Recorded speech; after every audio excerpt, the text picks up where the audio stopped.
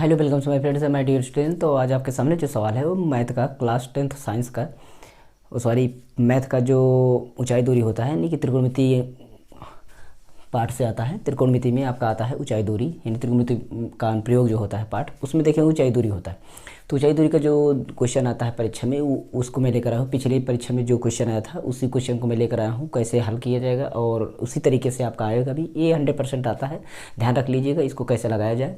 यहाँ पर मैं लगाऊंगा आराम से, बहुत अच्छे तरीके से भी लगाऊंगा। अगर आपके समझ में आ जाएगा तो अच्छी बात है, आपको एग्जाम में बहुत ही सहायता मिलेगी। और ये आपको आए, यहाँ से आए या कहीं से भी आए, आप इसको जरूर पढ़ लीजिए, क्योंकि ये आपका 4 नंबर से लेकर के 6 नंबर, 1 नंबर में भी आता है, 6 नंबर तक भी आता है।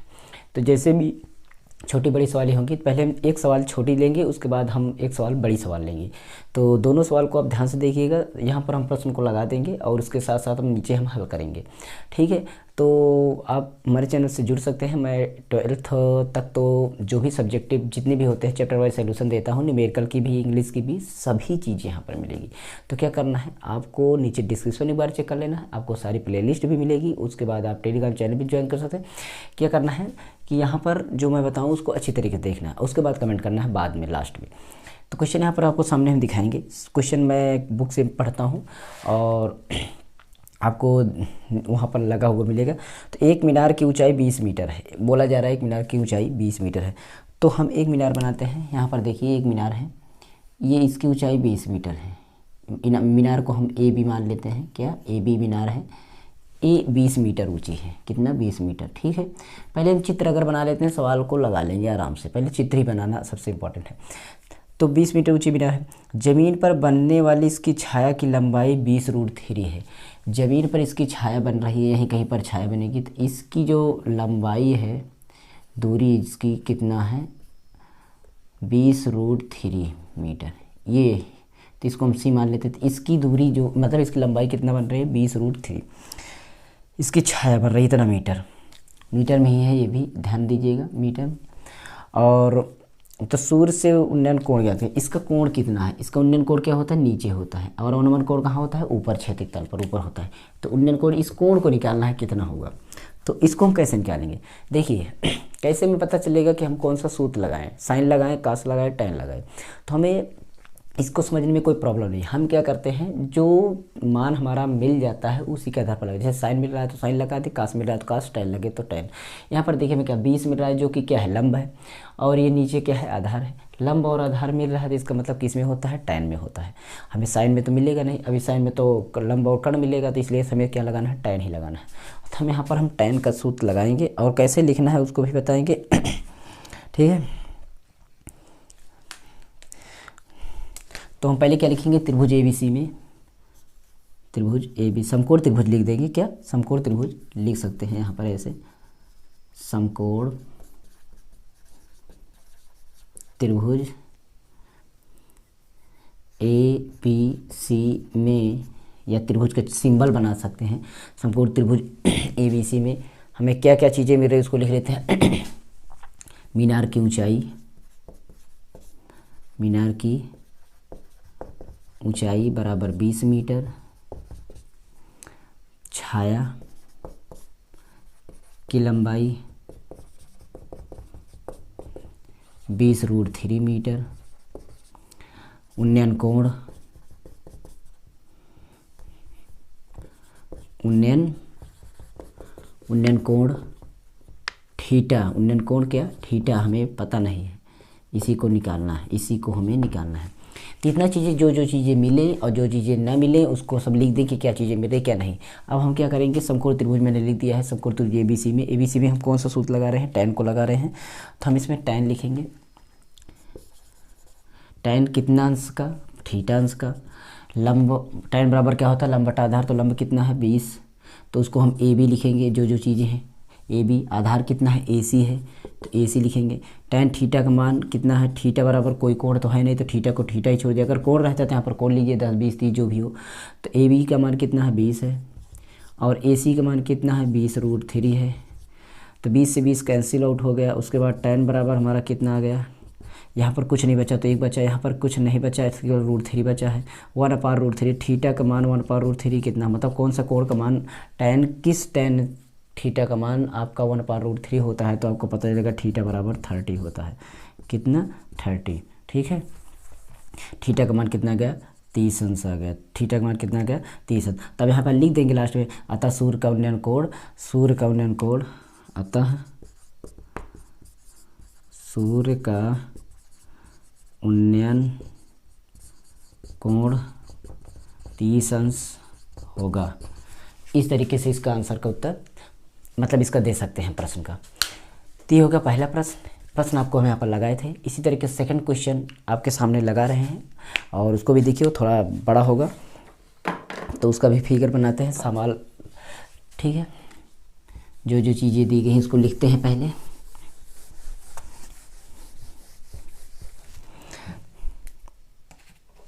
देखिए आपको सवाल में क्या क्या चीज़ें मिल रही हैं, उसको पहले लिख लीजिए।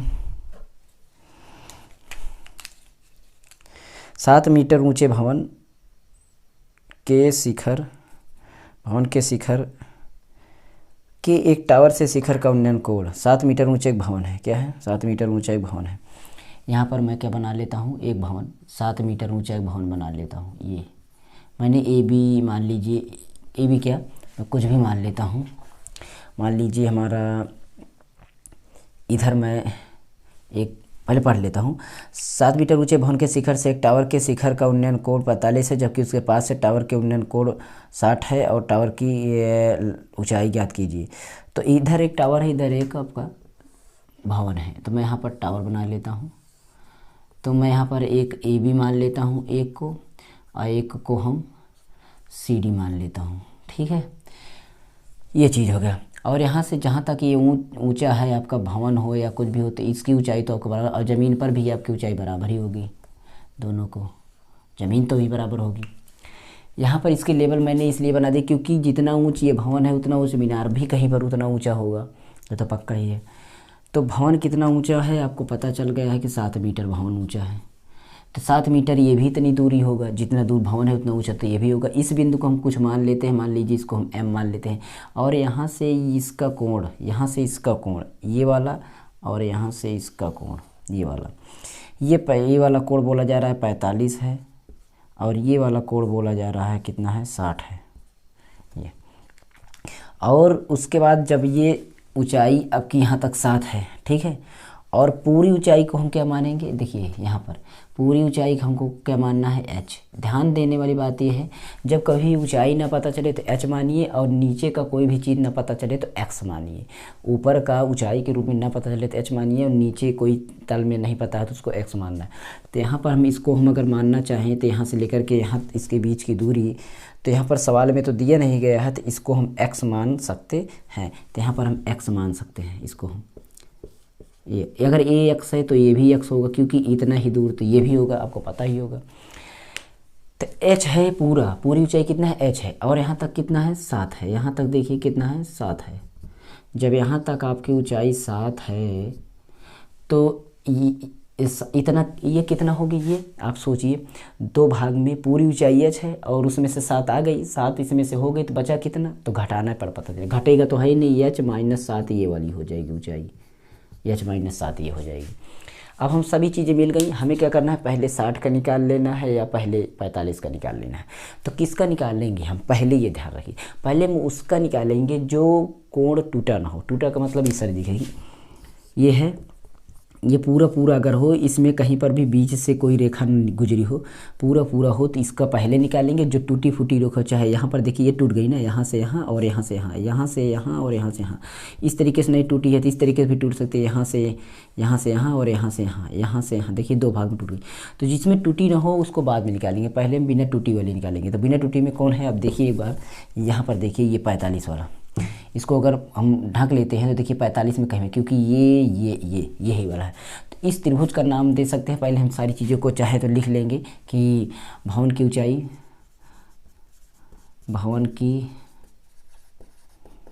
ऊंचाई बराबर 7 मीटर, मीनार की ऊंचाई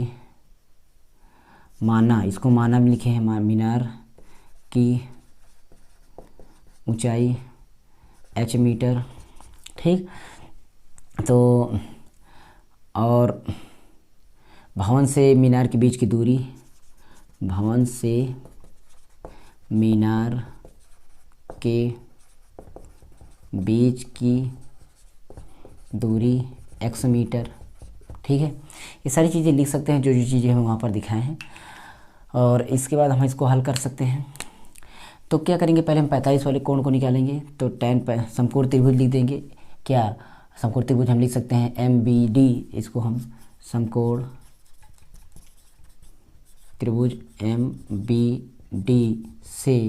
तो इसमें हम क्या लिखेंगे, से में देखिए पहले लंब फिर आधार। लंब में क्या है h-7, पहले लिखेंगे tan थीटा बराबर क्या, जो मान हो पहले MD है तो MD लिखिए, और बटा में क्या है MB है तो MB लिखिए।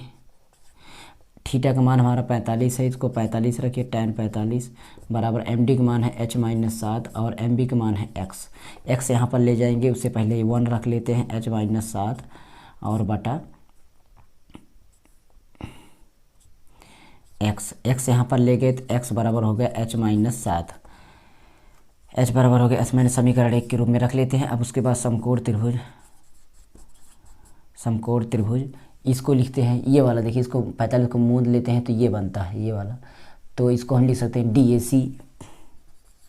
DAC में, इसमें tan 60 अंश बराबर क्या लिखेंगे, लंब क्या है h है, लंब क्या है, लंब को हम देखिए मतलब CD है, ध्यान रखिए यहाँ से यहाँ तक है CD, और नीचे क्या है AC, और इसको हम यहाँ से लगाते हैं। तो देखिए यहाँ पर क्या है, H को देखिए 2 भागों में टूटा हुआ है, H के देखिए 2 भागों में टूटा हुआ है, H देखिए यहाँ पर 2 भागों में, H यहाँ पर MD tan 60 अंश का मान हो जाएगा √3 बराबर MD और प्लस CM इस भाग में टूटा हुआ, नीचे तो x ही है।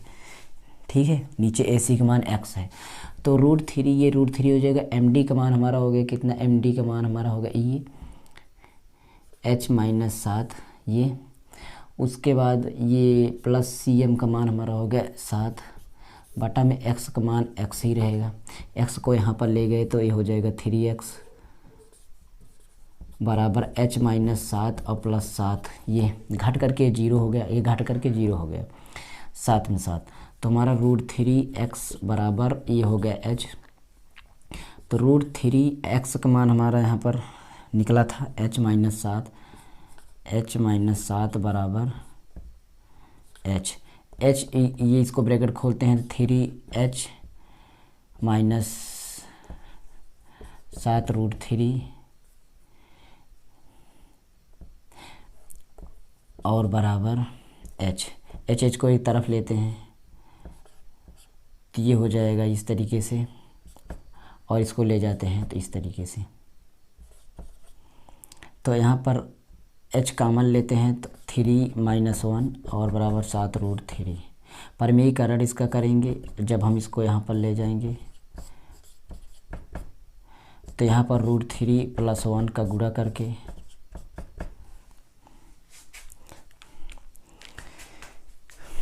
परमीकरण करते हैं, तभी एक आंसर ये आपका आ गया। इस आंसर को हम ऊंचाई बराबर इतना आ गया, हमारा प्रश्न में ऊंचाई पूछा गया तो प्रश्न में आ गया। लेकिन अगर यहाँ पर परमीकरण करेंगे तो थोड़ा बड़ा होगा, तो बड़ा नहीं करना है, इसको परमीकरण कर सकते हैं, इसका इसमें गुणा करेंगे, ये बड़ा हो जाएगा। तो आपका आंसर यहाँ तक आ गया है। ये ना लगा पाए तो यहीं पर छोड़ दीजिए, अगर परमीकरण नहीं कर पाते तो। ये था 2 सवाल, दोनों सवाल का आंसर इस तरीके से था। अगर इस नहीं समझ पाए तो फिर से मैं वीडियो लेकर आऊँगा ज़रूर, इसमें कि मैं बहुत सवाल हल कराऊंगा। जो भी परीक्षा की नज़र से क्वेश्चन आते हैं जितने भी, मैं उन्हीं क्वेश्चन को हल कराऊंगा, बाकी नहीं हल कराऊंगा पूरा। मैं सभी क्वेश्चन को हल कराऊंगा जो परीक्षा में आते हैं। मैथ में जितना भी आता है उस सबको मैं क्रम वाइज हल कराता जाऊँगा, ऐसे इसी तरीके से।